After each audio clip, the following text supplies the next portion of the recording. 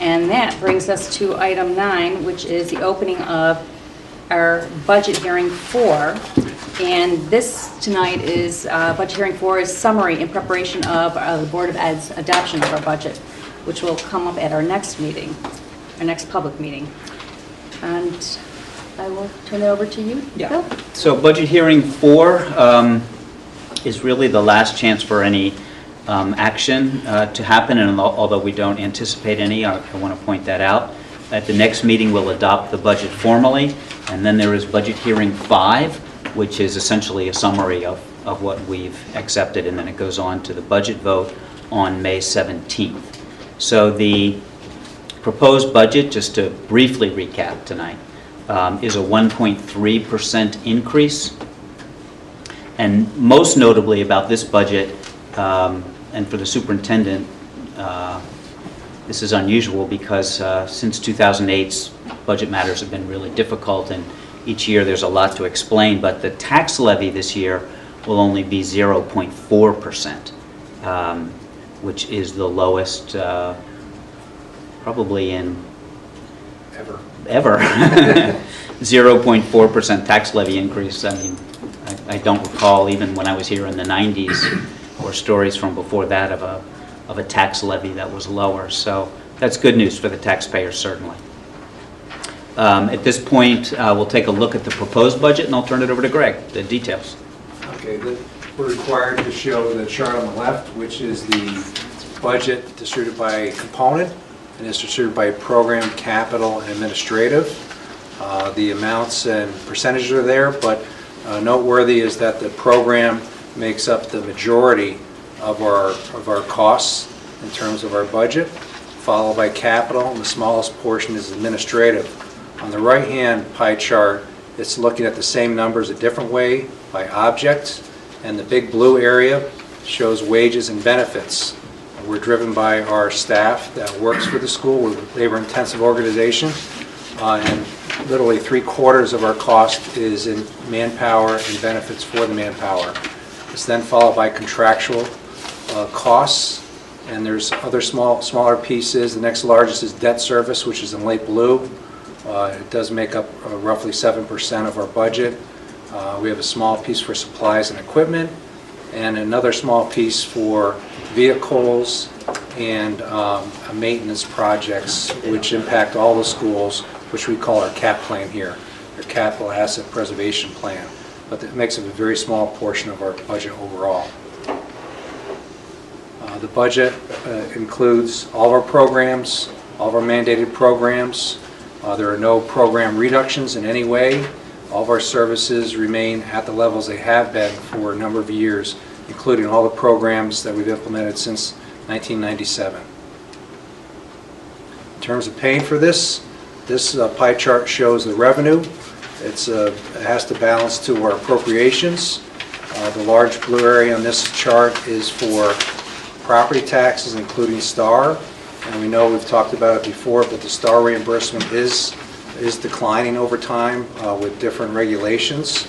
And there will be some significant changes in the future. New homeowners won't receive a STAR rebate. They'll receive a tax reduction in form when they file their taxes in April. So they won't get their money up front. They'll pay their gross amount of tax and receive a refund from the state later in the year. So if they qualify. If they qualify. And the qualifications are more stringent than they were. Also, STAR is limited to a true 2% increase. So STAR can only increase by 2% a year, regardless of what the calculation is, which is a little unusual. People don't realize that is happening too. So there's a lot of factors that are reducing the amount of STAR and also delaying it for new property owners. Going around the chart, fund balance appropriation makes up roughly 4.2% of our operating revenue. The fund balance is coming from unappropriated fund balance, also from 3 restricted fund balances, which is insurance, unemployment, and employee retirement reserve. The employee retirement reserve and the unemployment are very small amounts. The other two are roughly $1.8 million. So that's money that we're using our own money to help fund our budget. State aid, the next area, represents 3.8%. It's roughly $3.4 million. Other revenue, a very small portion, it's 1.2%. It's primarily made up of sales tax, Westchester County sales tax revenue, as well as BOCES refunds, which is not BOCES aid, but a BOCES refund. BOCES refund is if they have less charges than that we pay throughout the year, and then the net amount becomes aidable, and that amount shows actually in the state aid piece of the pie on this chart. Our final piece of our revenue is pilots. We have 3 pilots, IBM, Swiss Re, and Engel Berman. IBM and Swiss Re make up the majority of that at this time. In terms of how it looks in terms of dollars and percent variance from the prior year, this chart illustrates that. The only thing noteworthy is fund balance appropriation is a significant percentage increase. That's roughly $600,000 higher than it was in the current year. So we've had modest increases. Bill mentioned the tax levy itself is only increasing by 0.4.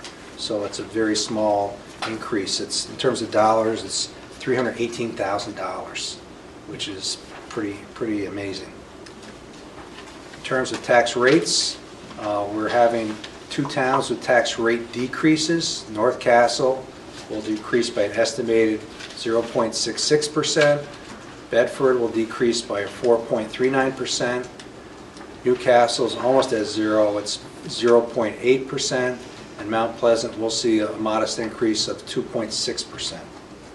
And in previous meetings we showed the actual history of that. So if a member of the public wants to go on and look at the Board of Ed's website, the information is there. They can look at a previous, the revenue night that we talked about. It's marked on our website. Then in summary, our budget is a 1.3% increase, budget to budget, and our proposed tax levy is an increase of 0.4%, and we just reviewed the tax rates for each of the towns, which are estimated. You know, that the tax levy increase is obviously very impressive, and due to great financial planning, prudence, and we're not cutting programs, so it's impressive. I asked this before, I just have to ask this again. Next year, the rate that we can increase our tax levy is based on the rate that we've increased it this year. Are we going to set ourselves up for a problem next year? No, we budgeted close to the tax levy cap. It's only approximately $10,000 to $15,000 less than what the cap would allow without going to a supermajority vote. So it would have been so we close didn't really leave money, we'll say, on the table. Okay. And also, we've been looking, as you know, very closely at fund balance and looking not just for this next year, we're looking at the next 5 years and what will happen with all things being equal. And we've been fairly accurate with our estimations for a 5-year trend analysis. Okay. So with all that being said, a lot depends on what happens with inflation. Too, right? Yeah, okay. And where we start is where our tax levy is this year. Right. The one that's proposed for next year, that's the starting point for the calculations. Okay. But it's always interesting every time we get into a budget season of how it's going to end up. It's like watching the Masters. Right. You know, everybody thought Jordan was going to win, but He did? you know he didn't. Oh. No, it's big time. The 12 hole, huh? Golf's like I do. The gap elimination latest iteration, is that reflected in the 3.4 of state aid, or is that going to be on top of the 3.4? No, that'd be on top of the 3.94. The reason I budget less for state aid is because it's really kind of a roll of the dice in a lot of ways. The state puts out numbers which are, we'll say, politically driven. They come out in the dead of night, and even this run that I'll talk about later tonight, it even changed from what they said our original numbers were that didn't have any impact in law changes. So their numbers aren't going up, their numbers are coming down. And that's what we typically see.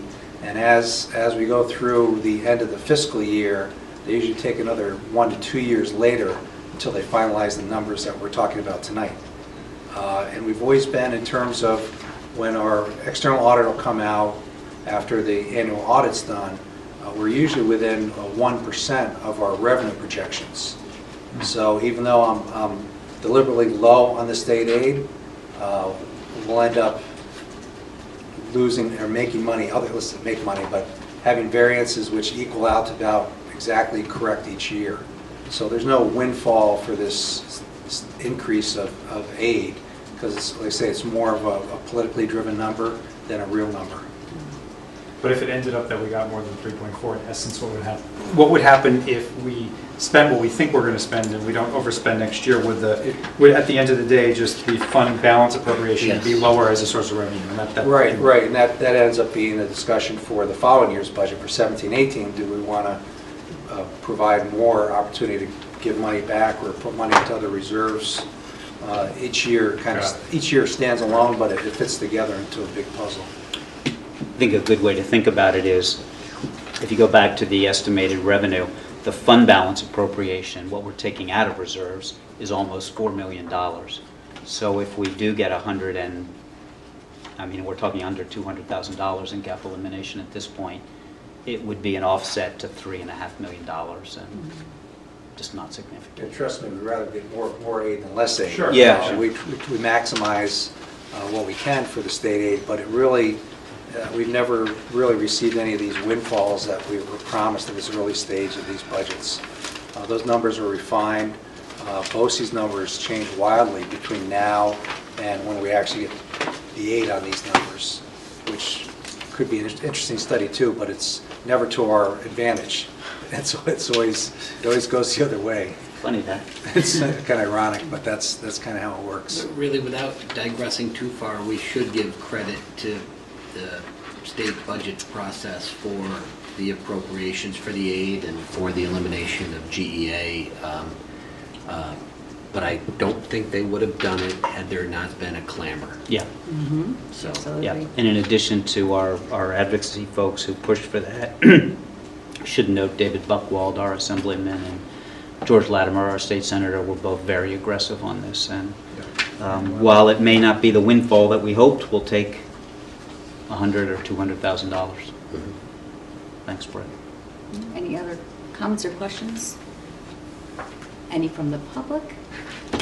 Okay, let me just say before we close the budget hearing, a budget steps from here. Thank you, Greg. Budget steps from here is April 26th, which is our next meeting after the BOCES vote meeting. Yeah. That is when the budget will be adopted by the Board of Education. And then we will have our budget hearing 5, where the budget is just presented once again to the public on May 3rd. And May 17th is the vote for everybody in our community, 18 and over, to come out and vote at Crittenden, 6:30 in the morning to 9 o'clock. So please show up to vote. and you do not need to be registered to vote to show up and vote in your local school district election or vote. Okay. And then we'll also have in May, we're going to have principals' coffees, each of the schools, where we can talk about the budget, so people can come in and ask questions. And there's also on next Monday is going to be a budget information committee Right, I wasn't sure I knew the date for that, thank you. It's, I forgot the exact date, I'd say the 18th, whatever next Monday is. And it's going to be 7 o'clock at the district office right here. Right. And any member of the community is welcome to attend any of the principals' coffees in any of the district buildings on the dates publicized in the calendar. right, and I'll just rattle them off. In Coleman Hill, it's going to be May 2nd. At Crittenden, it's going to be the 4th. High School, the 10th, and Wampus, the 12th. They're all in the morning. I'm not sure the exact times, but it is on the calendar. Okay, and that will officially close budget hearing 4 then.